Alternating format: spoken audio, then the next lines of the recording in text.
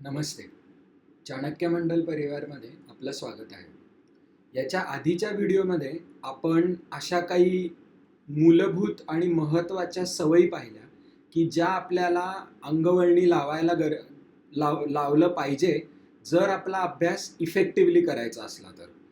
झोपणे, खाणे, व्यायाम करणे, योग करणे, टाईम अँड प्लेस, ठरलेल्या वेळेला ठरलेल्या जागी अभ्यासाला बसणे, त्या अभ्यासाला बसल्यावर एकाग्र चित्ताने अभ्यास करता येण्यासाठी ज्या डिस्ट्रॅक्शन्स आहेत त्यांना नाही म्हणता येणे, या सगळ्या सवयी जो अंगवळणी ज्याच्या असतात त्याचा अभ्यास हा उत्कृष्ट होतो. ह्या व्हिडिओमध्ये मला तुमच्याशी काही प्रॅक्टिकल टिप्स सजेस्ट करायच्या आहेत की या वेळ कौशल्याने मॅनेज करण्याच्या सवयी लावायच्या कशा. ठीक आहे. पहिला मुद्दा आहे about the perception of time. माणसाचा मेंदू किती काळ गेला याची मोजतो कसा. आणि सायकोलॉजीने हे सिद्ध केलेलं आहे की the human mind is not very good at tracking time. आपल्या समोर जर घड्याळ नसलं तर आपल्याला किती काळ जातोय हे मेंदू मोजण्यामध्ये फारसा कुशल नाहीये.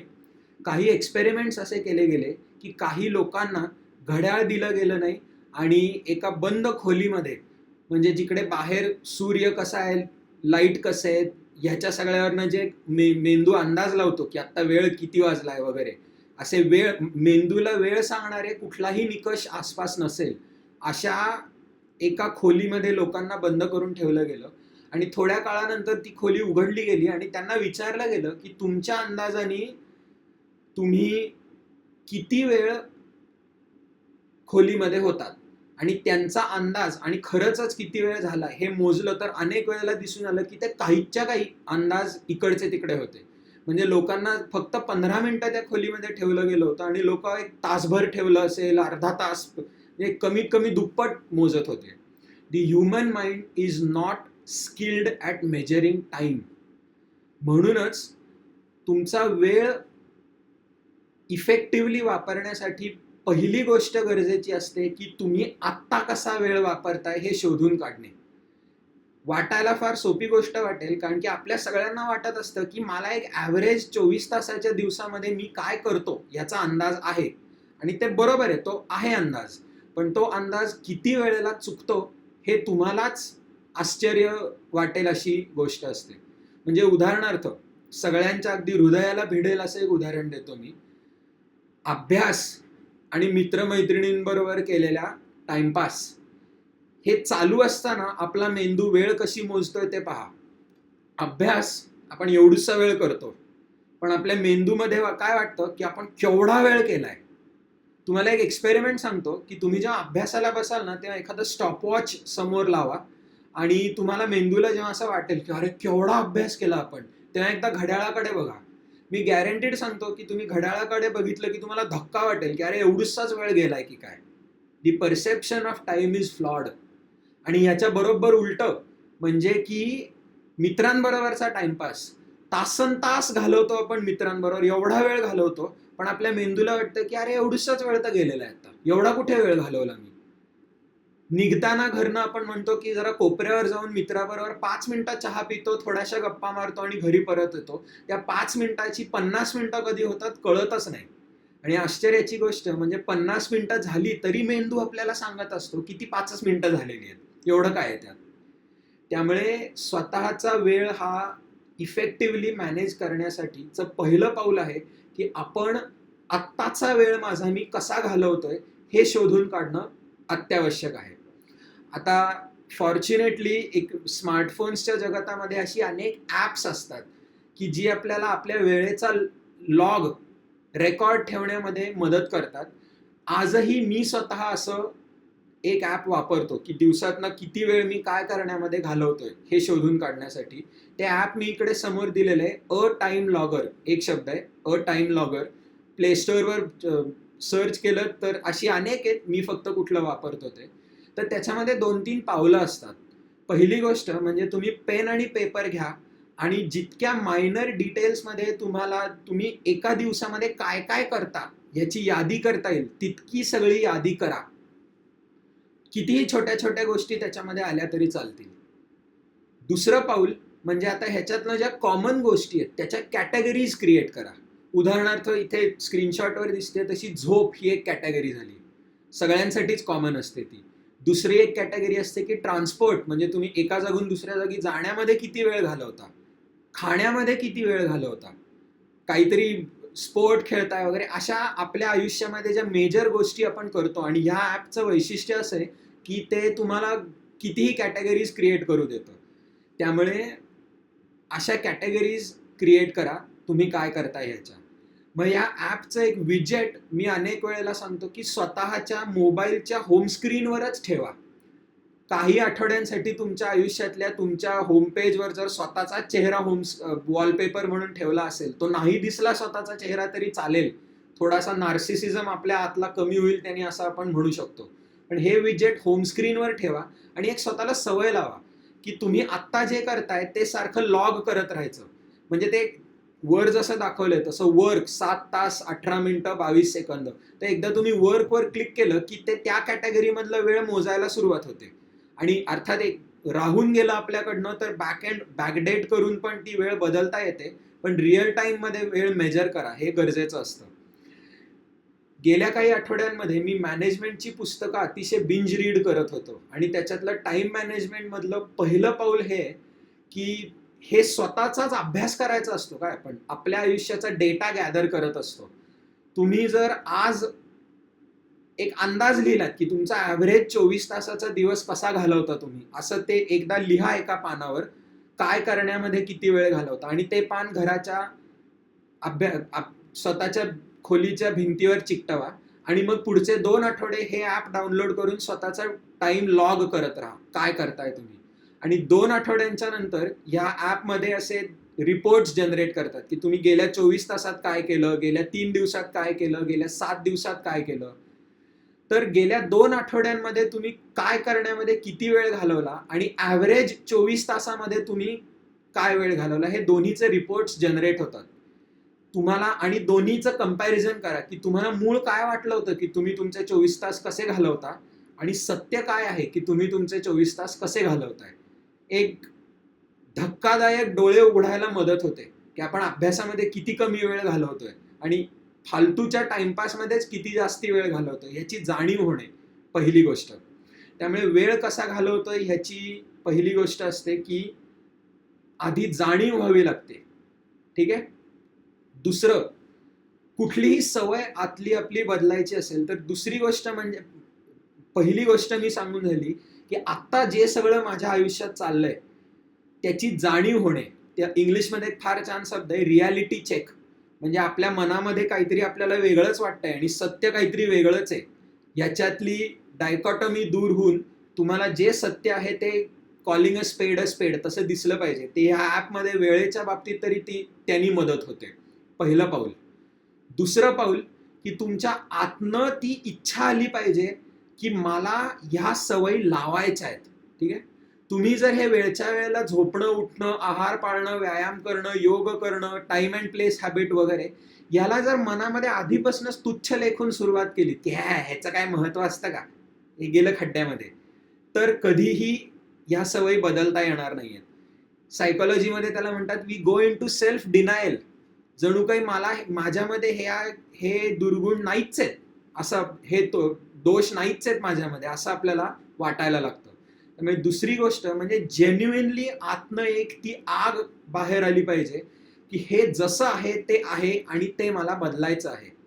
कारण की तिसरा मुद्दा, कुठलीही सवय बदलण्यामध्ये जो महत्वाचा निकष असतो ती म्हणजे निश्चय शक्ती, विल पॉवर. ती सर्वात गरजेची असते.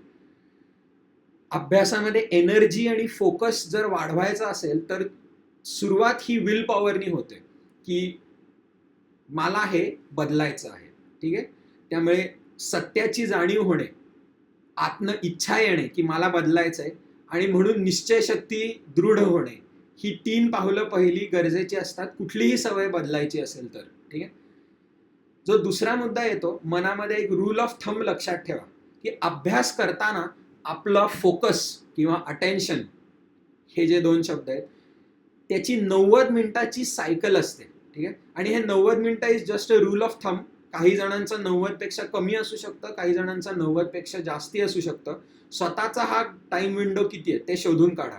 पण हा रूल ऑफ थंब काय म्हणतो की आपण जेव्हा अभ्यासाला बसतो त्यामुळे एक्स ॲक्सिस आणि वाय ॲक्सिसवर आपण टाइम अँड अटेन्शन असा जर एक ग्राफ काढला तर आपलं अटेन्शन पहिली 5 मिनिटं अतिशय लो असतं. ती पहिली 5 मिनिटं आपल्याला इकडं तिकडं पळणारा आपला मेंदू आणि अटेन्शन ह्याला एकत्र करून समोरच्या पुस्तकावर फोकस कर हे सांगण्यामध्येच पहिली 5-10 मिनिटं जातात. त्यामुळे लो अटेन्शन असतं, मग ते वर जातं, चढत जातं अटेन्शन.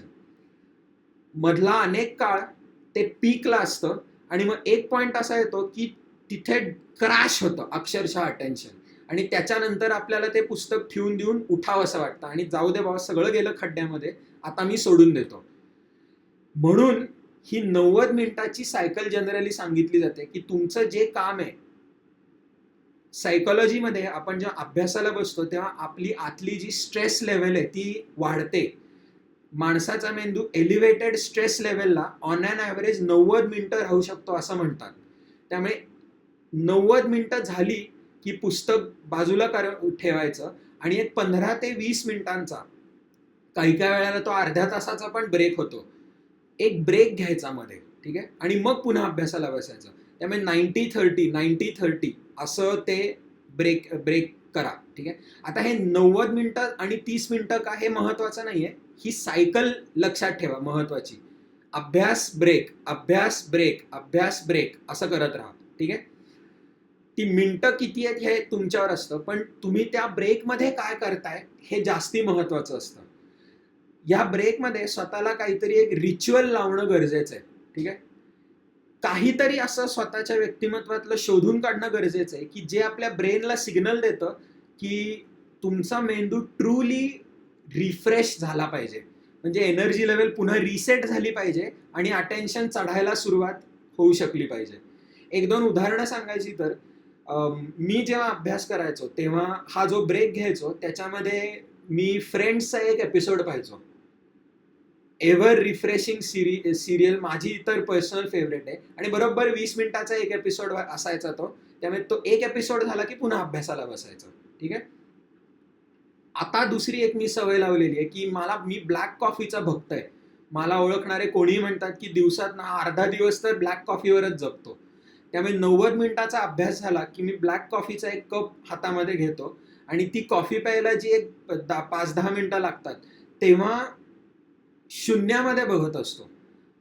शून्यामध्ये म्हणजे की माझा मोबाईल काढून फेसबुक चालतोय की वगैरे असं काही नाही, दुसऱ्या कुठल्या तरी माणसाशी बोलतो नाही, शून्यामध्ये, म्हणजे डोळे कुठल्या तरी एका वस्तूवर फोकस नसतात. मला एक लक्षात आलंय की हे जे कॉफी पिता पिता शून्यामध्ये बघत असतो मी, त्यांनी मेंदूला एक माहित नाही काहीतरी त्याच्यात एक जादू आहे की माइंड रिफ्रेश होतं आणि पुन्हा अभ्यासाला बसलो की एनर्जाइज्ड वाटत असतं. त्यामुळे तुम्ही किती मिनिटं अभ्यास करताय आणि किती मिनिटं ब्रेक घेताय हे महत्वाचं नाहीये, तुम्ही जो ब्रेक घेताय त्याच्यामध्ये काय करताय हे गरजेचं आहे. असं काहीतरी स्वतःच्या व्यक्तिमत्वातलं रिच्युअल शोधून काढा की ज्यांनी तुमच्या मेंदूला रिसेट व्हायला मदत होते, ठीक आहे. आणि अर्थात जास्ती महत्वाची दक्षता घेण्याची गोष्ट म्हणजे की तो ब्रेक छोटा असावा. हे I hope it is obvious. म्हणजे 15 मिनिटं अभ्यास केला आणि 50 मिनिटाचा ब्रेक घेतला असं नाही चालणार, तो छोटा असला पाहिजे ब्रेक. त्यामुळे एक स्वतःचं टेम्पटेशन टाळायचं असतं की एकदा ब्रेक घेतला की तो अनएंडिंग ब्रेकच होत नाहीये ना, हे स्वतःवर आळा घालायचा असतो. तो जो ठरलेली ती मिनिटं आहे ती गेली की पुन्हा निश्चय शक्ती तिकडे महत्वाची असते की अभ्यासाला बसायचंय म्हणजे बसायचंय, ठीक आहे. हे एक अभ्यास ब्रेक ही सायकल स्वतःला सवय लावून घेण्याची सवय लावा, ठीक आहे. शेवटचा जो मुद्दा आहे तो खरं म्हणजे सर्वात महत्वाचा आहे. धर्माधिकारी सर UPSCच्या अभ्यासाचं वर्णन करतात की the study of UPSC is like a marathon but which is to be run at the pace of a sprint. म्हणजे काय की मॅरेथॉन 42 किलोमीटरची लॉंग डिस्टन्स शर्यत असते, स्प्रिंट म्हणजे 100 मीटरचा असतो आणि स्प्रिंटमध्ये स्पीडला महत्व असतं, मॅरेथॉनमध्ये स्टॅमिनाला महत्व असतं, ठीक आहे. पण UPSCची तयारी करणं म्हणजे काय आहे की जणू काही स्प्रिंट मारायचं आहे, पण आपल्याला अंतर जे कव्हर करायचं आहे ते एका मॅरेथॉनची 42 किलोमीटर कव्हर करण्यासारखं आहे. अर्थात मेटॅफर आहे ही, त्यामुळे लिटरली घेऊ नका. कोणी 42 किलोमीटर स्प्रिंटच्या स्पीडनी पळूच शकत नाही. पण याच्यामध्ये महत्त्वाचा लपलेला धडा काय आहे की तुम्हाला अभ्यास जर करायचा असेल तर आपल्या अभ्यासाचा स्टॅमिना वाढवणं गरजेचं आहे. ठीक आहे.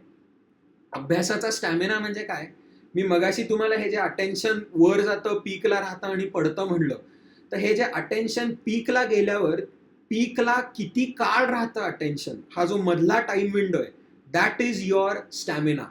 अभ्यासाच्या एका सेशनमध्ये पीक अटेन्शननी तुम्ही किती वेळ अभ्यास करू शकता, दॅट इज युअर स्टॅमिना. आणि हे सगळं जे मी ह्या स्लाइडमध्ये तुम्हाला सवय लावायच्या म्हणल्या आहेत, आहाराच्या, झोपेच्या वगैरे वगैरे, या सगळ्याच्या मागचं सर्वात गाभ्याचा आपला हेतू काय आहे, तर हा जो अटेन्शन सर्वात पीकला राहण्याचा विंडो आहे मधली, ती वाढवणं गरजेचं आहे, ती वाढवायची आपल्याला. ठीक आहे. त्यामुळे शेवटचा जो मुद्दा आहे तो हा आपला अभ्यासाचा स्टॅमिना कसा वाढवायचा याच्यासाठी महत्वाचा मुद्दा आहे. आणि पुन्हा मी रेफरन्स देणार आहे तो नुकतंच मी वाचलेलं पीटर ड्रकरचं द इफेक्टिव्ह एक्झिक्युटिव्ह, आणि UPSCला जास्ती रेलेव्हंट असलेलं म्हणजे सरांचं नवा विजयपथ.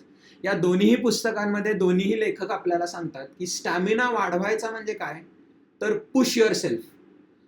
आपल्या भोवती आपण एक कम्फर्ट झोन डिफाईन केलेला असतो की ह्या कम्फर्ट झोनमध्ये जोपर्यंत मी आहे तोपर्यंत सगळं माझं नीट चाललेलं आहे. ज्या क्षणाला आपल्याला आपल्या कम्फर्ट झोनच्या बाहेर ढकललं जातं त्या क्षणाला आपण अनकम्फर्टेबल होतो आणि आपला मेंदू सारखा आपल्याला सांगत असतो की पुन्हा कम्फर्ट झोनमध्ये आहे, पुन्हा कम्फर्ट झोनमध्ये आहे. आणि तिकडे निश्चयशक्ती महत्वाची असते. स्वतःला आपल्या कम्फर्ट झोनच्या मुद्दामून बाहेर ढकलता येणं गरजेचं असतं. एक उदाहरण देतो मी ह्याचं. माझे अनेक जे मित्र मिलिटरीमध्ये वगैरे सिलेक्ट झालेले आहेत त्यांना विचारलं जातं, आता अर्थात कुठलाही एक मूर्तिमंत सैनिक डोळ्यासमोर आणला तर तो कसा असतो, अतिशय शिडशिडीत असतो, पण स्टॅमिना मात्र भयानक असतो. म्हणजे 10, 15, 20, 21 किलोमीटर सहज पळू शकतो तो. त्यांच्या मिलिटरीच्या ड्रिल्समध्ये हे असतंच गरजेचं. पण एखादा व्यक्ती जेव्हा सैन्यामध्ये भरती होतो तेव्हा ते काय त्याला एका रात्रीमध्ये 21 किलोमीटर पळायला लावतात का रे? अजिबात नाही. एखादा व्यक्तीचा स्टॅमिना हा हळूहळू बिल्डअप केला जातो. त्यामुळे सवय कशी बदलायची त्याची जर मला गुरुकिल्ली विचारली तुम्ही तर ह्या दोन मुद्द्यांमध्ये येते. पहिली गोष्ट म्हणजे push your self out of your comfort zone. ज्या गोष्टी करायला आपल्याला अनकम्फर्टेबल वाटतायत मुद्दामून त्या करायच्या. आणि दुसरी गोष्ट म्हणजे स्टार्ट स्मॉल. लगेच 42 किलोमीटर पळायचंय अशा हेतूनी पळायला नका लागू. तुमचा आत्ताचा स्टॅमिना हा जर तुम्ही 1 किलोमीटर पळल्यावर धापा टाकायला लागत असाल तर तुम्ही 42 किलोमीटर हे जर हेतू ठेवला तर तुम्ही एकचं कदाचित 5 किलोमीटर पळाल, पण 5 किलोमीटर नंतर चक्कर येऊन कोसळाल. आणि चक्कर येऊन कोसळली की तुम्हाला मी फेल गेलो असं वाटेल. त्यामुळे स्टॅमिना कसा वाढवायचा, तर पहिली गोष्ट म्हणजे आत्ताची माझी कपॅसिटी काय आहे हे शोधून काढायचं. म्हणजे मी एकदा अभ्यासाला बसलो किंवा स्टॅमिना वाढवण्याचं उदाहरण देत होतो म्हणून राऊंड मारायला लागलो की मी आत्ताच्या माझ्या स्टॅमिनानी किती डिस्टन्स पळू शकतो. पहिल्या दिवशी ग्राउंडवर उतरला की पळायला लागा आणि जोपर्यंत दम लागत नाही, बास वाटत नाही तोपर्यंत पळा. ठीक आहे. तुम्हाला लक्षात आलं की समजा 1 किलोमीटर तुम्ही पळू शकता आणि मग धाकधूक सुरू होते, पहिल्या दिवशी तिथेच थांबा. उगाचच पहिल्या दिवशी 42 किलोमीटर पळण्याचा प्रयत्न पण करू नका. पहिल्या दिवशी आपण काय केलं की आपल्या कम्फर्ट झोनची सीमारेषा शोधून काढली. 1 किलोमीटर ही तुमच्या कम्फर्ट झोनची सीमारेषा आहे. पण तुम्ही जेव्हा पुढच्या दिवशी मैदानावर उतराल पळायला तेव्हा ह्या निश्चय शक्तीने उतरायचं की आता अक्षरशः मला हार्ट अटॅक आला तरी चालेल आणि माझ्या लंग्स फुटल्या तरी चालतील, पण मी 1500 मीटर म्हणजे 1.5 किलोमीटर पळल्याशिवाय थांबणारच नाहीये. मागच्या पण व्हिडिओमध्ये जे म्हणलं होतं आणि इथे पण की सवयी जर बदलायच्या असतील तर निश्चय शक्ती आणि ती आतनं मला बदलायचंय ही आग येणं गरजेचं असतं. ते ह्या कारणासाठी, कारण की तुमच्या लक्षात येईल की 1 किलोमीटर संपलं की ती जी पुढचे 500 मीटर आहेत तुम्ही पळताय तेव्हा तुम्हाला अस्थमाचा अटॅक कुठल्याही क्षणी येऊ शकेल, हार्ट अटॅक येऊ शकेल असं वाटेल. नाही येणार काय हार्ट अटॅक, पण ती निश्चयशक्ती गरजेची असते. कारण की ते पुढचे 500 मीटर म्हणजे तुम्ही स्वतःला स्वतःच्या कम्फर्ट झोनच्या थोडंसं बाहेर ढकललेलं आहे. त्यामुळे ती तुमचा मेंदू सारखा तुम्हाला कम्फर्ट झोनच्या आत ओढतोय, पण मग निश्चयशक्ती गरजेची असते स्वतःच्या कम्फर्ट झोनच्या बाहेर स्वतःला ठेवण्याची. ठीक आहे. पुढचे 500 मीटर टॉर्चर वाटेल तुम्हाला, पण तो टॉर्चर सहन करायचा असतो आणि दररोज करायचा असतो. कन्सिस्टन्सी गरजेची असते. सवय ही एका रात्रीमध्ये बदलत नसते. जादू काय होईल, तुम्हाला लक्षात येईल की पहिल्या दिवशी जवळजवळ तुम्ही मेलात 1.5 किलोमीटर पळताना. पुढचे 2 दिवस तसंच झालं. तिसऱ्या दिवशी नंतर थोडीशी छातीची धडधड कमी व्हायला लागली. 5 दिवस गेले, 7 दिवस गेले, 10 दिवसानंतर तुम्हाला जाणवेल की अरे आता 1.5 किलोमीटर सहज पळता येणं शक्य आहे की. म्हणजे ह्या मोमेंटला काय झालेलं आहे, तुमच्या निश्चयशक्तीमुळे आणि तुमच्या कन्सिस्टन्सीमुळे तुमचा जो कम्फर्ट झोन आहे त्याची सीमारेषाच मोठी झालेली आहे. आणि तुम्ही आत्ता ज्या पॉइंटला आहात तो पॉइंट आता पुन्हा तुमच्या कम्फर्ट झोनमध्ये आलेला आहे.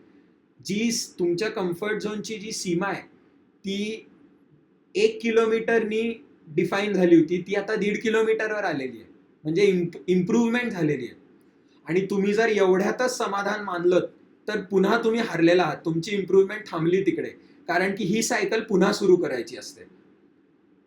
1.5 किलोमीटर पळणं शक्य झालं, आता 2 किलोमीटर, पुन्हा पुढचे 500 मीटर टॉर्चर, पुन्हा कम्फर्ट झोन थोडा वाढेल, मग 2.5 किलोमीटर, मग 3 किलोमीटर, आणि असं हळूहळू हळू करत तुम्हाला 42 किलोमीटर पर्यंत पोचायचंय.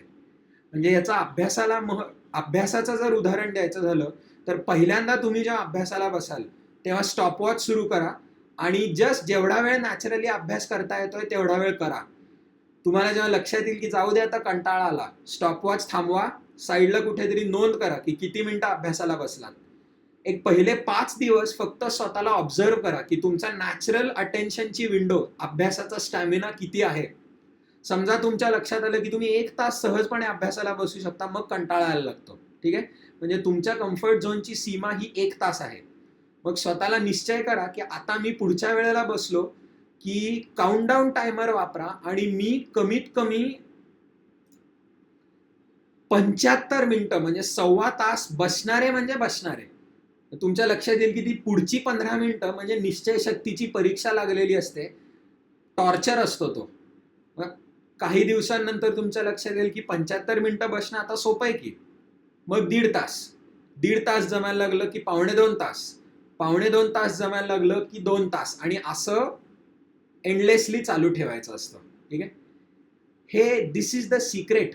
कुठलंही सवय तुम्हाला बदलायची असली तर ती कशी बदलायची. पहिली गोष्ट म्हणजे सत्याची जाणीव झाली पाहिजे. दुसरी गोष्ट, आतनं ती ज्वाला आली पाहिजे की मी आत्ता जसं आहे ते चालणार नाही आणि मला बदलायचं आहे. ह्यानी आपली निश्चय शक्ती दृढ व्हायला मदत होते. चौथं पाऊल, कुठल्या तरी छोट्या गोष्टींनी सुरुवात करा. म्हणजे 1.5 तास जर 1 तास अभ्यासाला बसता येत असेल तर एका रात्रीमध्ये 5 तासाचा हेतू नका ठेवू. Start small. 1 तासाचं 1.25 तासावर. आणि शेवटची गोष्ट म्हणजे स्वतःला कम्फर्ट झोनच्या बाहेर थोडंसं ढकला. अति ढकललं तर तुमची निश्चय शक्ती तुटेल आणि पुन्हा तुम्ही रबर बँड सारखे कम्फर्ट झोनच्या मध्ये याल.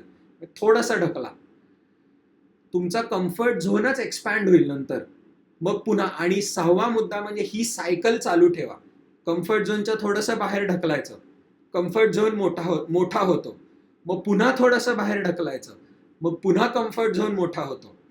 असं करत करत आपल्या अभ्यासाच्या सवयी कशा बदलायच्या हे